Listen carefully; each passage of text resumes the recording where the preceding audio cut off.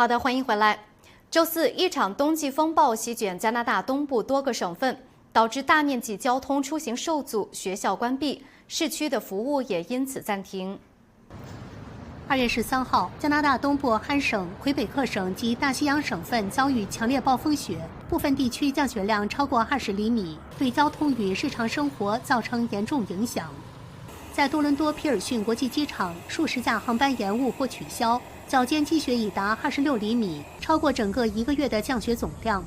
恶劣天气同样影响通勤。周四早晨，大多伦多地区超过50个车站因天气原因停运，导致早高峰交通严重受阻。加拿大邮政则因大雪与恶劣天气，在安省暂停了所有快递配送。多地学校在暴风雪来临前宣布关闭。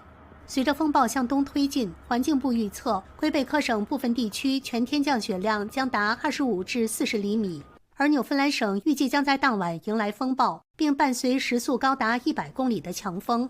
加拿大环境部提醒民众密切关注天气变化，并做好应对停电与极端天气的准备。新唐人电视台记者林夕，加拿大报道。